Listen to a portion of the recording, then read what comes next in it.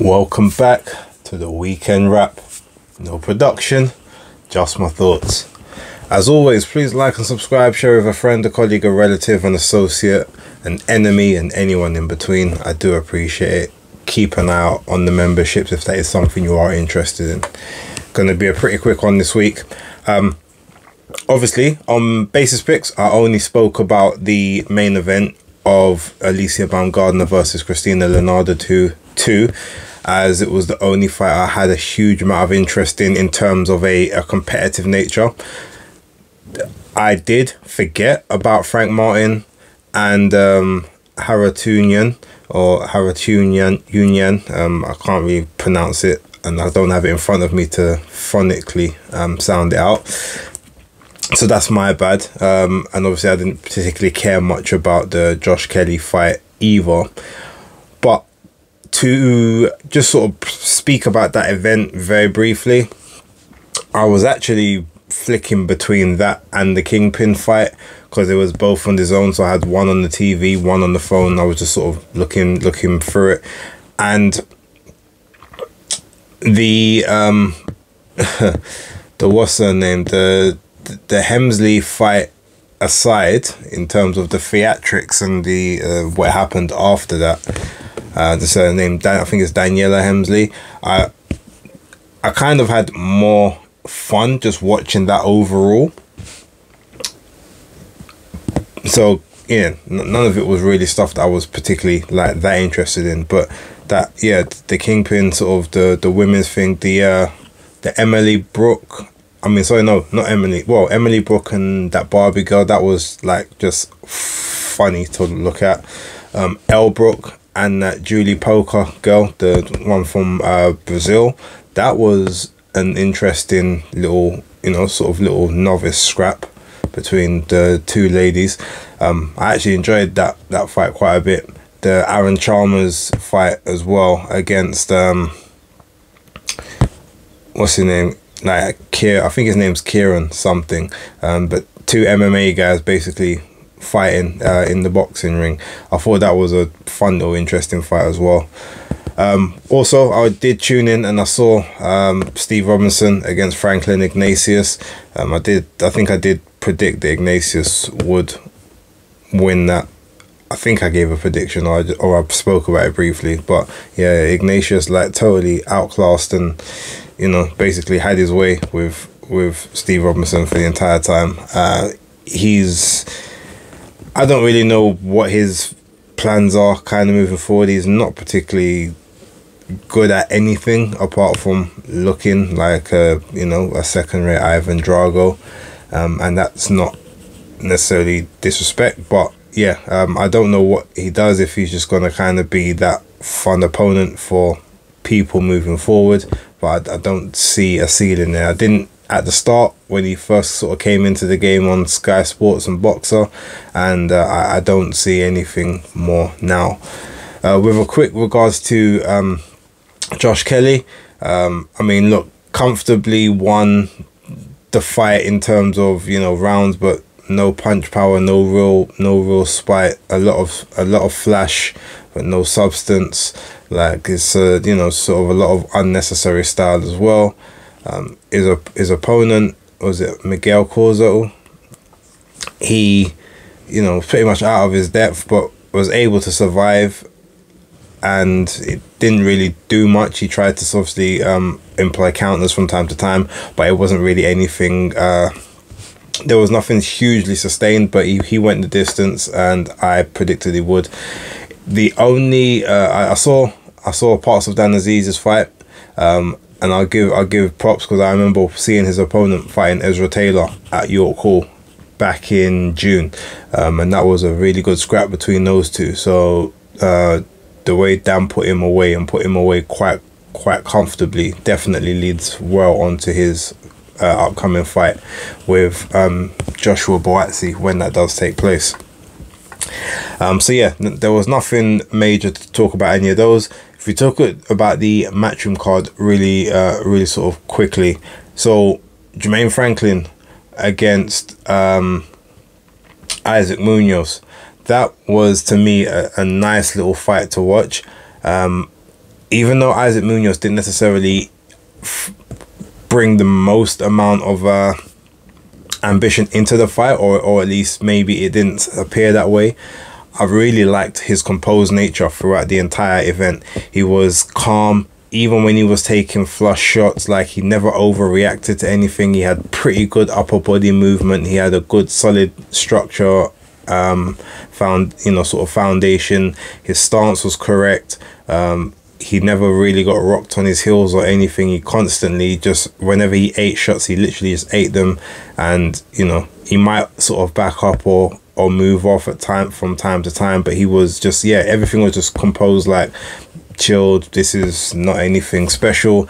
He had good fundamentals. He had a good jab. He had a good right hand. Jermaine Franklin obviously was the much busier, active guy. He's been in the ring twice over the last 7 months already, so it was just sort of like a good, it was just good, keep sharp action for him. The last fight on his Matchroom contract that he had, and that was just a really sort of fun fight to watch. And I tweeted out about 3 rounds in that this Isaac Munoz, I can see him getting further calls from Eddie Hearn for some of the other up-and-coming talents, or just maybe getting signed up off the back of this, because he just looks like, with some notice, because bear in mind he only had like 3 days notice for this fight, and Jermaine Franklin only had about 3 weeks to get onto the card, where with some additional notice, a bit extra training, like, he could actually maybe not be a contender or anything, but he could really sort of do something, or give some guys some really good rounds, some really good tests. So I was really impressed with Isaac Munoz, even in such a, I guess maybe a dominating defeat. But yeah, brilliant. For me, that was a brilliant little fight on the card. Now we obviously got to talk about that, that co-main, Andy Cruz against Burgos, Juan Carlos Burgos. Now, when we talk about poetry in motion, to me, that's what it looks like. I know a lot of people have made I've sort of lambasted Cruz because Burgos went the distance. But they're like, I even saw people saying, oh, well, yeah, but Keyshawn Davis stopped him. But it's like, well, actually, no one has actually even rocked Juan Carlos Burgos in a fight before, let alone, sort of stopped him. Where there was several occasions where those sharp, snappy, stinging, accurate shots from Andy Cruz was taking Burgos apart. And there was a couple times you saw his construct and his foundation like wobbling.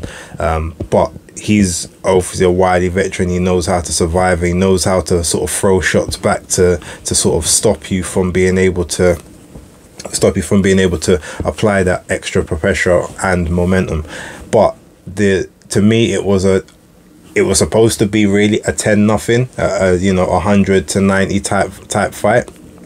But it's the way, to me, it went around. Like, his movement was quality, and it was never a case of, oh, it was just pot shotting, moving around. No, he's stuck in the pocket at times. He tied up at moments when he needed to just change angles. He would slip shots, come back with counters. To me, it was very entertaining, and he's definitely arrived.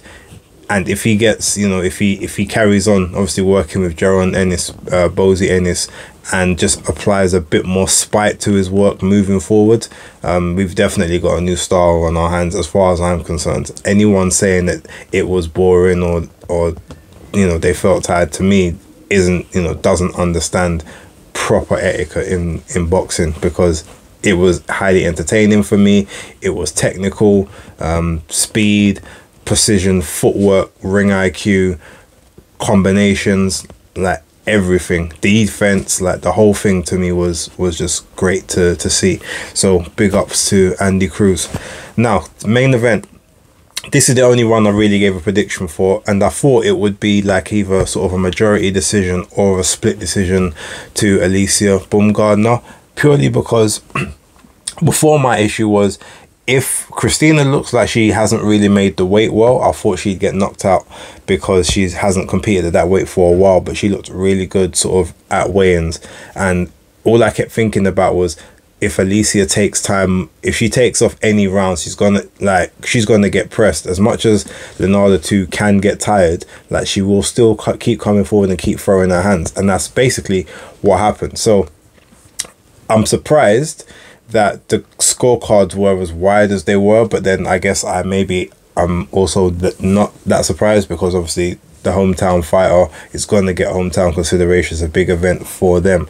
And I had it scored 97-94, purely because I gave the 10th round as even. I couldn't particularly separate the two of them, but after 6 rounds I had it 3-3.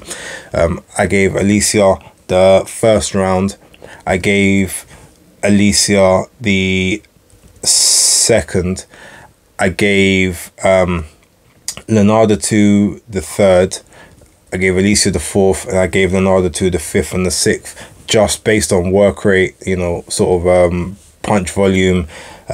She was landing a lot more shots. Alycia did land a couple of cleaner shots, but she was getting sort of outlanded 3 or 4 shots to 1, and you can't necessarily say that Alicia's shots were having so much of an impact that they negate the fact that she's, to me, getting outland, getting pushed around, worked, and not really working, because she was definitely taking some rounds off in that moment.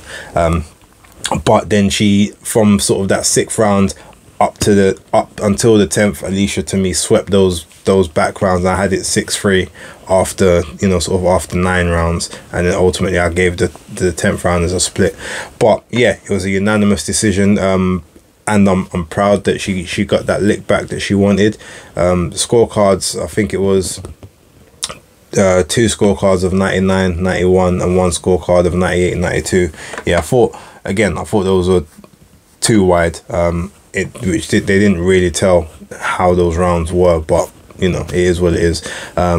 She said that she wants Amanda Serrano next, or Katie Taylor, Chantel Cameron, so she's looking for that smoke. But I think, unfortunately, she's not going to get any of those fights next. I think Hyun-Mi Choi is going to have to be the next one, because she is champion in recess for the WBA. That's if she takes it. I mean, Hyun-Mi might decide that she wants to wait until Alycia vacates the division. Who knows? But if not, I mean, Amanda Serrano is fighting next month, in literally 2 weeks, 3 weeks, sorry. So that's actually perfect timing for the two. So if she can win that, I would love to see that fight, Amanda versus Alycia, in sort of November time. October, late October, early November, be brilliant. Both of them can get a little bit of a rest, and yeah, go into it undisputed versus undisputed, and only have it between 1 weight class. Again, similar like Katie Taylor, Chantel Cameron, it's just 1 weight class here. No one's jumping up 2. But yeah, even Alycia, she showed a lot of control and poise. It was a much better performance than it was the very first time around. She is obviously a much better fighter now, stronger. But the times that she takes rounds off, or has to take breaks in between sort of some of the salvos that she unleashes, again, when it comes to the bigger girls, when she goes up the weights, that could be something, that could be an issue, just because if they can take the power to start off with, and they keep applying pressure, keep moving forward, like, she could lose, not the fights, like, not like she'll ever get stopped or anything, but just lose rounds on activity, and the fact that she's just not being active enough in those rounds. But as long as she can control people and basically sort of fight at the pace that she wants to fight at, and has people in front of her that will allow her to do that, she'll pretty much be unstoppable. Now, it's interesting because Amanda Serrano, while being, I guess, a slightly bit smaller than Alycia, obviously has been all the way up and has won belts up as high as 140 pounds before. And if there's one thing we know about Amanda Serrano, she literally throws, she feels like she throws 100 punches each round. Like, she will not stop letting her hands go. And while she's not actually like a pressure fighter, when she's in range, like, she's going to be throwing, and you're going to have to either you're going to be able to have to hit and move and keep her at distance, or hit her with something that makes her not want to just walk you down, but you know, as a boxer puncher. But yeah, that will actually be very interesting in terms of, unless you knock her out, like that could definitely be a fight you lose on activity, because even if you land the cleaner shots, she probably will outland you 3 or 4 shots to 1, you know, in an exchange. So that would be interesting fight to see. I'm looking forward to seeing it. I haven't been able to see the Frank Martin fight. They did put it on Fight TV at the last moment, but I wasn't obviously paying for it at that particular time. My money's sort of doing other things at the moment.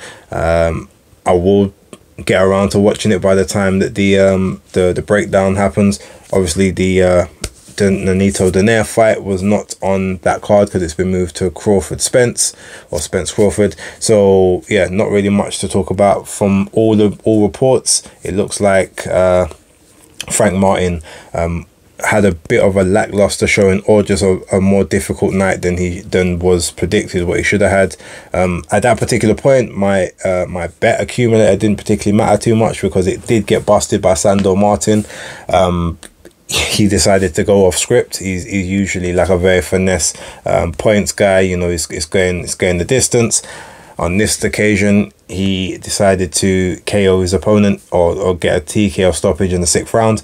I was tempted to do it as knockout because I'd never heard of his opponent before, and the opponent was supposedly inactive for a while.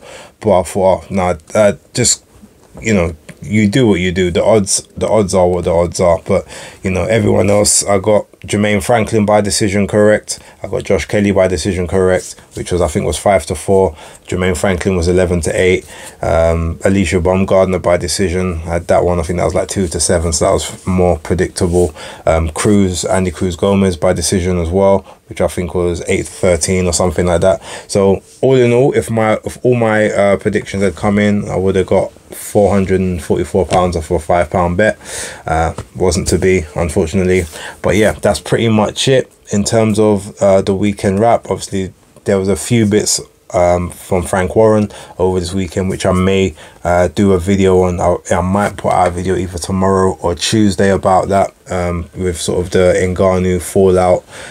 You know, I guess maybe his feelings about some members of TalkSport at the moment, and maybe just my overall thoughts about some other bits and pieces that did take place this week, but just haven't really been able to do a video about it for right now. But yeah, look, that's the weekend wrapped up. I hope this one's been a lot shorter than the previous ones. Thank you for watching. Like, subscribe, share, and all that good stuff, and I'll catch you on the next video. So peace.